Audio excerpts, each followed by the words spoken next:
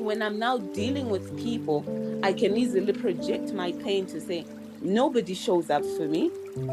So she was saying to me, thank you for being honest and being vulnerable to tell me the space that you're in, because I could have easily just pretended like everything was okay.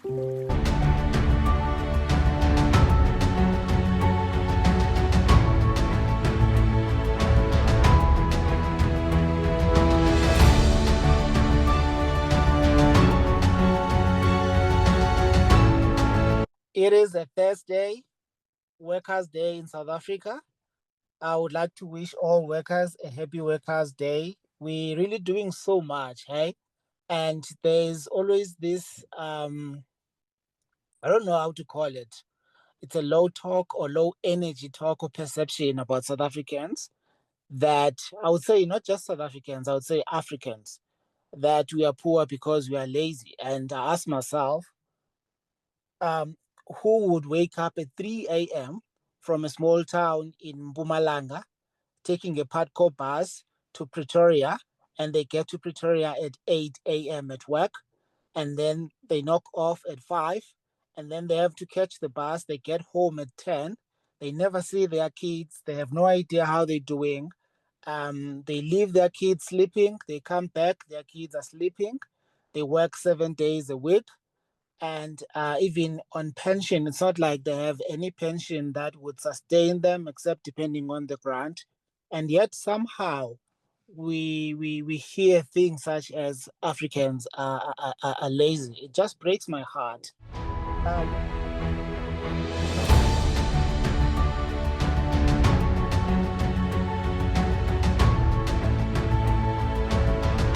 Welcome to HealthSpace Podcast. I am your host, Lubabalo Mnyaka. I am joined by our resident mental kung fu specialist, Tash, the stylist. Hi, Tash. Hi, Luba, how are you?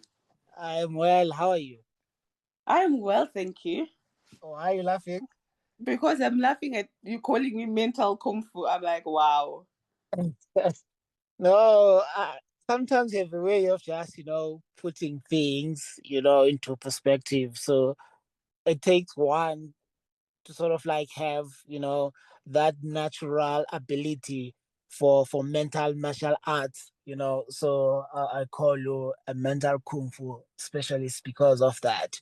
And I've learned through my engagements with you that things are not always the way we see them. For example, now I'm looking at a yellow color, but if, for example, I'm asking someone else that's probably colorblind, or if I could talk to a dog, it would be seeing a black and white.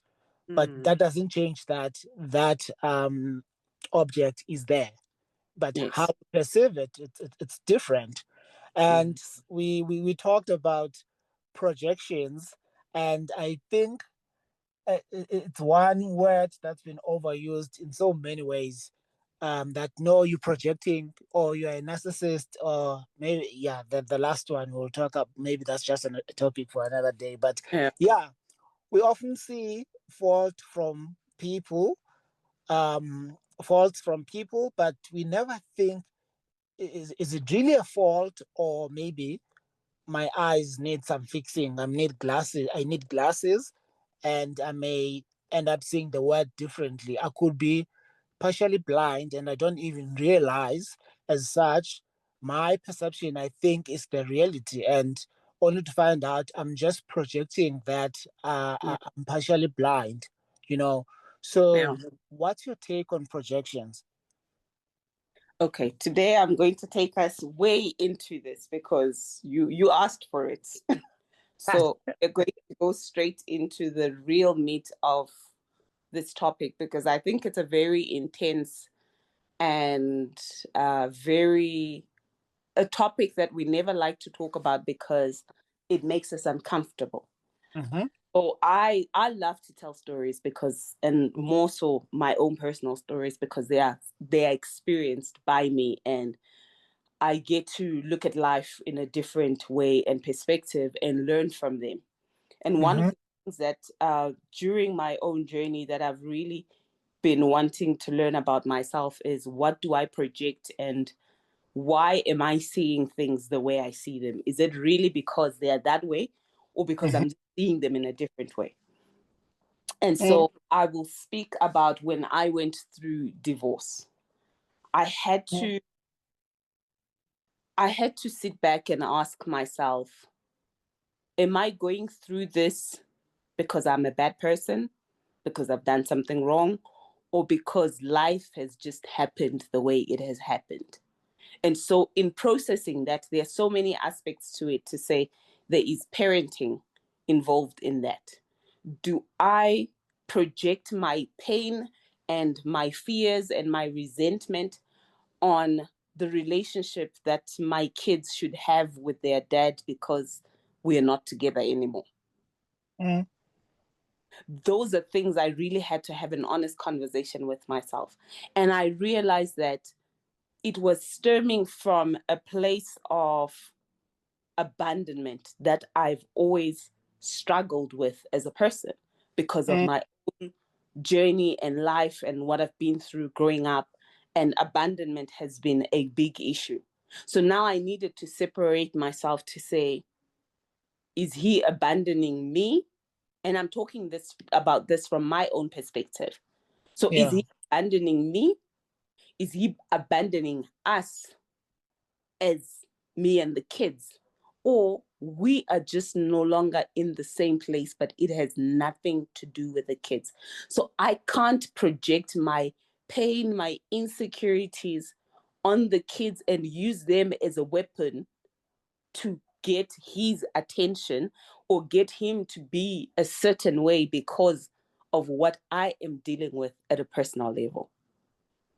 And once I got to do that, it gave me a better perspective to say, my kids need their father, and he is a present dad in their lives. And I should never allow my pain, my abandonment issues, if that's what I'm feeling because of the divorce and the separation, I cannot let that get into the way of my children having a relationship with their father.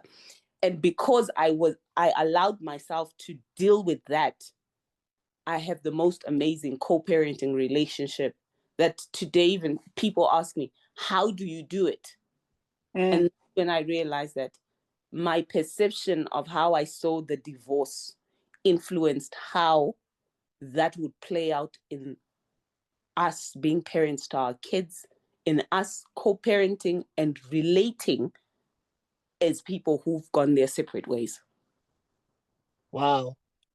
Sure. I would say you were blessed to actually realize that on your own, or if maybe something led you to that realization, because most of the time we need someone to awaken us to that fact, and we don't often have that opportunity, to come across someone or something that is going to change our thinking, and we're like, oh, stop, maybe what if this thing is in my mind, Yeah. so how did you get to that point? And maybe let's talk to someone that's going through the same, but they're not as awakened to these things, or they haven't had an opportunity to be exposed to such or to entertain such thoughts.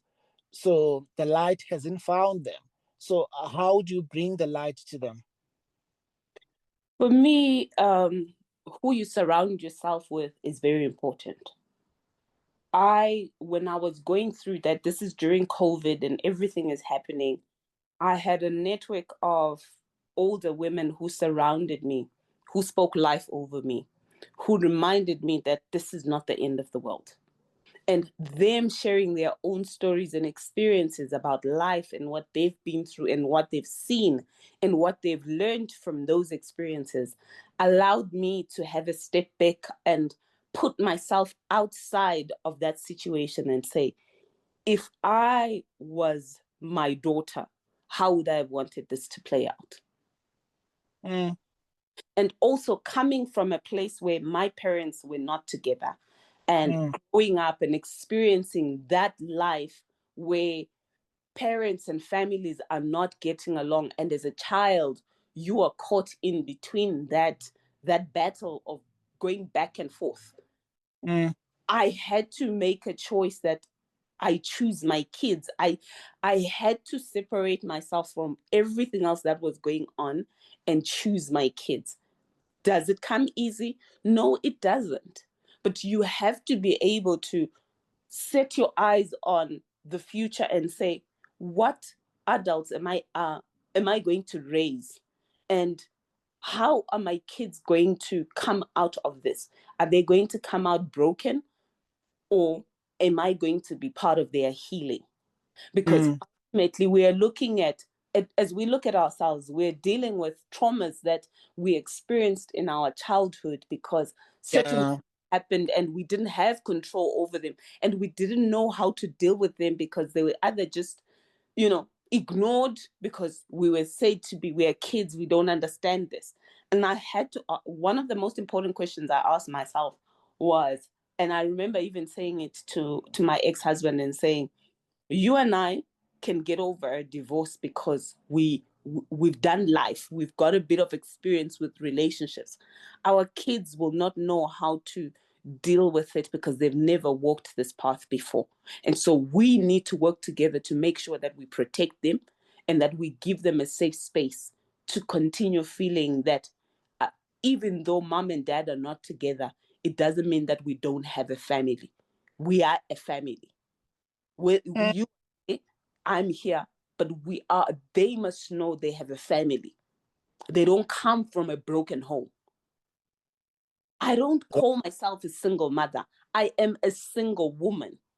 Those are two different things for me, because I had to look at it and say, what is a single mother and what is a single woman?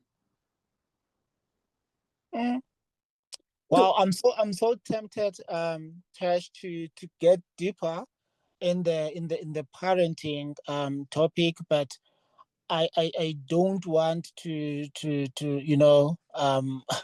go on the side and leave the core topic, which is projections. You mentioned something that you and your ex-husband had like experience in past relationships, etc. And this brings me to a thought that I think sometimes even our parents, they project their fears on us, in that you would hear most of the time that ungajoli, don't date, this and that. But how do you get to be with someone in a married life, yet you've never dated before? And now when you're expected to just move from being a child to a young adult, and then now you find yourself in a marriage, um, I understand that it comes from trying to protect you, but protect you from what? Because I think um, being heartbroken is part of growth. We can't have one season in our lives, because that prepares you for other things in life. Yes, Mm-hmm. it's painful at that given point, but how do we then not internalize our failures and try to build walls and then make rules as if they're rules for growth, and only to find out we are just projecting because Yeah. of our own fears, because of past failures, etc. So how do we go around that? So unfortunately, we can't protect people from experiencing life, because we are going to live life and we are going to experience. So even when parents project their own fears and experiences of what they've gone through, my experience will never and probably will not be the same as what my children are going to go through. So Mm, we can't protect and say, oh, if you do this, then things are going to turn out that way. Sometimes, yes, they might, sometimes they might not. But you will find that each and every one of us, we could both grow up in the same household and our experiences are completely different. The mm, reason being, the way I process things and the way that the other person processes things are completely different, because a parent can talk to a child in one tone and to another it comes off in a different way. So that influences now even the way we do friendships. I mm, remember having a conversation with one of my very close friends, and she was upset with me because she said, you are not being vulnerable, because I had shared with her that I was just going through a really rough patch beginning of this year. And I kind of just told her about it in passing, as we were having a conversation. And then she stopped and she said, "You are not being vulnerable." And I remember saying to her that your experience and mine are different. I've gotten to a point where when life happens to me because of what I've been through and what I've experienced, so I'm projecting my own pain, my own fears, my own experiences now. And I'm saying to her, your experiences are not the same as mine. I don't come from the same place that you come from. So I don't have anybody who will come and say, "I'll take care of that for you." I have to figure it out on my own. But now, even in that, I am projecting my own fear of not having anybody come for me and, be there for me. So I don't even feel safe to open up and say, "This is what I'm going through," because the probability is that I'm afraid that they might not show up for me the way that I want them to show up. So Yeah. how will I deal with that disappointment? So I would rather not open up, deal with it, and then talk about it later on and say, "Oh, by the way," because my mind goes back to my default setting. Even though sometimes I do want to reach out, it's not an intentional decision to say, "I'm not reaching out," but I'm projecting out of my own fears to say, "Nobody's going to show up. So you better figure this out." Because it's the experiences that I've had. I have a track record of being disappointed. I have a track record of people not showing up when you ask them to show up.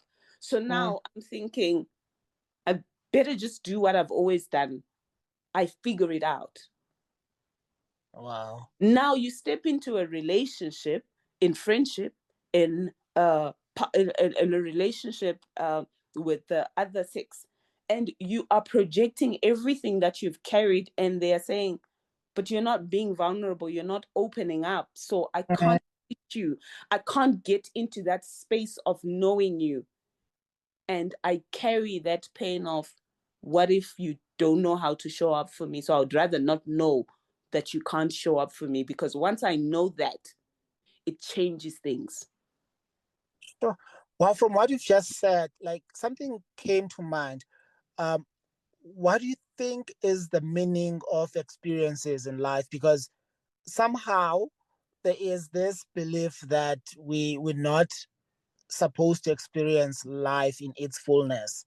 As such, I want to pick and choose how I should experience life.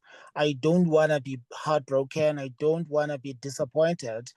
And I just want to live life. And I'm trying to link life experiences to fullness of life, to the meaning of life, to purpose driven life, that we often bad things we want to link them to someone else, and good things, only good things that we want to take courage on, only good things we want to link to like ourselves. And then anything bad, it was Tash's mistake, it was this Yeah. person's mistake. But when there's success, we did this or I did this.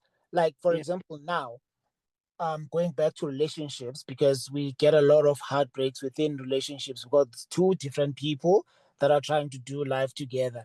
One person would say, so and so did A, B, C, D. That is why we no longer together. Whether it's a friendship, it's a business partnership, or it's marriage. But you hardly find someone saying, I also played a part, and this is what I did wrong. It's always the other person when things go south, but when it's all good, it's us or it's me. Because as people, we lack accountability. We are afraid of accountability because when we are accountable, it speaks of the log that is in our eye that we never want to talk about. Mm, Am I a perfect human being? Absolutely not. But to yeah. the I must be perfect. But I've got my own issues that I deal with. Maybe Mm, I have irritability issues or anger issues, but it can never be me, because the reason why I got angry is because you provoked me. But mm, the most important things during this journey that I've been on in my healing was to really learn to be accountable to a point where I have to stop and say, okay, this happened. Was it me? Was it them? Or we just didn't understand each other? And Yeah. so if it was me, as difficult as it is, the biggest thing to say is, and hardest thing is to say sorry. We find it hard to apologize because it makes us feel like we are weak and we failed. I don't know. I don't even know how to express the right word to express how, as people, we are afraid of saying sorry. But in that, we lose the power of learning about ourselves. Because when you are able to look at yourself, sometimes this is when perspective comes into play now, because your projections are put on the side and you're able to have a clear perspective to say, actually, I'm the one who had a problem here. I'm the issue here. I probably should have done things differently or answered in a more kind and loving way than I did. But now this person is reacting this way, and I'm looking at them and thinking that is unwarranted. But we have to stop and be kind and conscious of each other. I could easily be having a bad day and I am triggered already. I'm dealing with my own issues, and you come in and you say something that probably would not have triggered me in any normal circumstance. And then I easily lay the blame and say, yo, Lubabalo is this person. But we not stop to say, this whole day, what has he been going through? What's happening? So instead of me coming and saying, are you okay? That's not like you. I'm already coming in and judging and looking at you and thinking, he has problems, he has issues. So we don't have time. And I'm not excusing people's bad behavior to say there are people who are generally just not nice people. But when you know somebody and you've watched and you've been in their space, you should be able to recognize that today this person is acting out of character. What is going on? So you allow yourself not to project, but to have perspective and say, nothing in life is black and white. What are they going through? Have a conversation. In that, you might actually realize that, wow, this was actually bigger than what I thought. This person is really dealing with, because we're all dealing with a lot of stuff that we are silently dying inside because we don't have a safe space to open up and say, this is what I'm going through. This is what I'm dealing with. So I show up, and then you just expect me to be the mental ninja and, be my normal self every day. And yet maybe that day I'm just projecting my own fears because I have something that has triggered me and that I'm internally battling with, that I don't know how to come out and say, I'm actually not okay. I'm battling with abandonment because something has happened that has caused me to fall into that space. And now I'm just thinking that everybody is going to leave, because my experience is that people leave me. Nobody stays, so nobody has me. So that day you show up in my space and I answer in a way that is probably going to reject you because I'm protecting myself. My walls are up and I don't want to have to deal with that because I'm dealing with my own internal battle. Yeah. Wow. Yeah. How important is therapy? Most of the time, we often seek therapy when we like things are really bad. Do you think we should include therapy in things such as like your annual medical checkup, where you just check in just to check your mental state, if things are still aligned, and especially in the Black population, we're not really, into the couch, the we like telling someone about your problem, someone you don't know, and at the end of the day, we still have those problems, and Well, I think it's actually better talking to someone you don't know because they don't know people you know versus talking to someone, pouring your heart to someone, and they find it as an icebreaker with someone else, you know? So, Yeah. how important is therapy? Therapy is very, very, very important. We are dealing with successful people who are broken. We are dealing with a society that is broken because we have to show up strong. We have to be working for our families. We have to be providing for our families. And yet, deep down, we are empty. We are broken. And we have little children trapped within us that are crying out and Mm, saying, do you not see me? I am broken. I am not okay. I'll give you a simple example. Yesterday, I was triggered. Last night, I was triggered and I found myself crying before going to bed. And I remember saying these words to myself because of the journey that I've walked. I now know how to speak to myself when I have those moments because I am still human. I mm, am as much as I show up strong, that is one of the biggest things that I struggle with, that because I show up for others strong, they don't realize that I also break. I also have moments that I'm vulnerable, but because we put each other on such a high pedestal, coming down from that is not easy because when you cry, then people don't know what to do with your emotions because they are high, they are heavy, and they don't know how to deal with them because you're the one who's always carrying them. mm, So I've learned to speak to myself. So in that moment, I remember saying to myself, I am loved, I am cared for.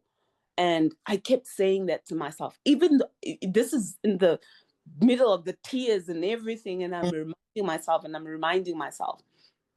And instantly my phone rang. A friend of mine called and she just said, what's going on? And I say to her, this is how I'm feeling. I'm triggered. And these are the emotions I'm feeling. This is what I'm going through. And she says to me, I am so sorry, my friend, because we've not really had time to speak and spend time together. And she's one of those people that when I'm having those moments, I can safely go to her and pour my heart out.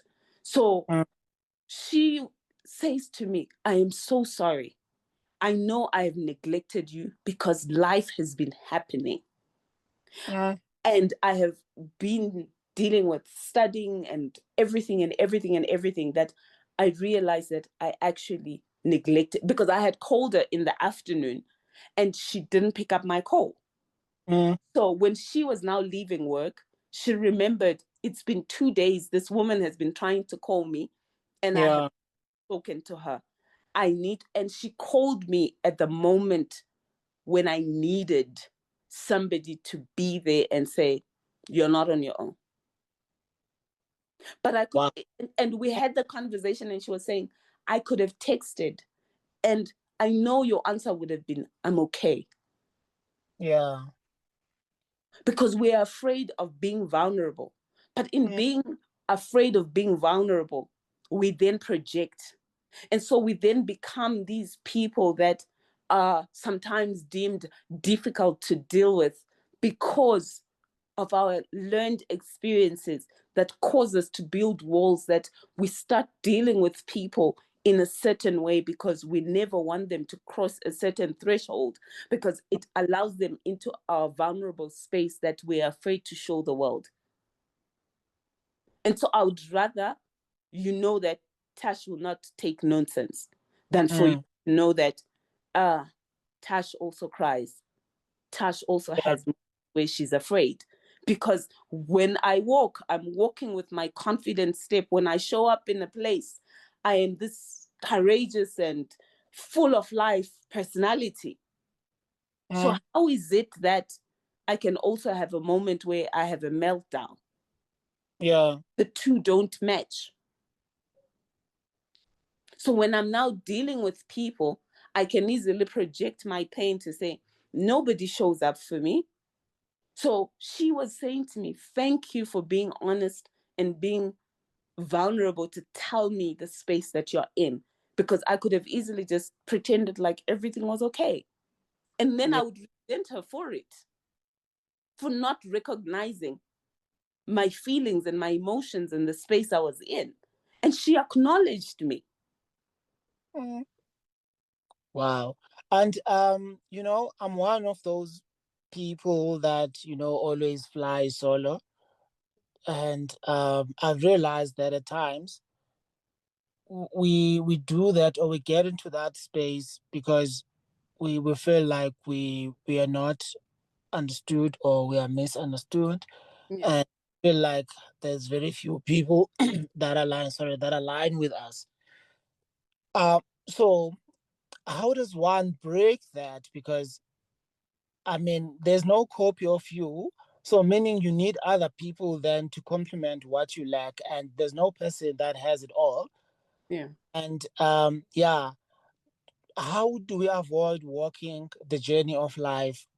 Just as a last comment, I know that we have so much to unpack, but Yeah. something came to heart in that, as a starting point, where does one start? Because I think it starts with building trust, having people around you that you trust, and that you can be totally naked, and they won't laugh at your nakedness. Instead, they will help you rebuild yourself.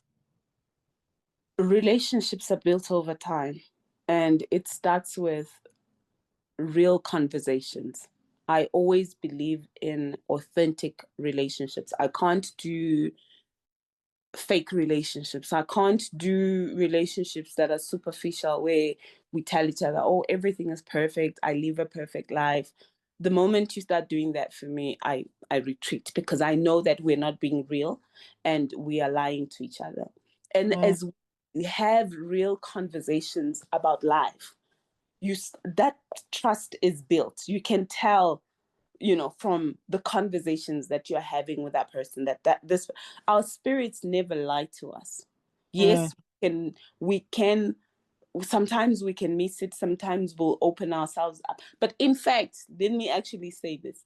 Even when we open ourselves up to people that we're not supposed to open up to, mm, we know, our spirits know, that you're not supposed to be telling that person, but because you don't have anyone else to talk to, you find yourself talking to that person, and you telling them your story, and obviously they're going to take it, and it's going to be an opening curtain story for the next function and conversation that's happening elsewhere. But deep down, wow. so you always have to trust your spirit, trust your intuition, trust the guidance that is within you, to know that this person is a safe space.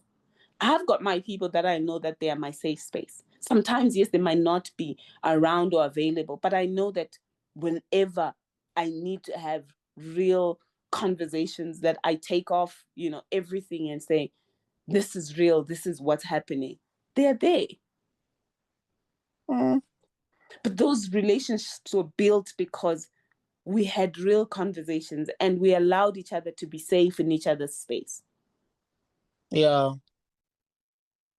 Sure. Wow, Tash. No, let's close it there. There you have it. And I really hope our listeners will take it to heart and find some time to really reflect. We do need therapy. We do need to fill up our cups, and Yes. also our mental health as well needs refueling. And I hope this episode will be one of those catalysts towards a healthy mind. And I really appreciate you, Tash. Thank you so much for coming through, and I wish you all the best. Thank you very much, Lubabalo. One last thing I'll say. Vulnerability is not a bad thing. Mm, Let's not be afraid of it. wow. For Thank having me on this platform. Thank you so much. Stay blessed. You too. Cheers.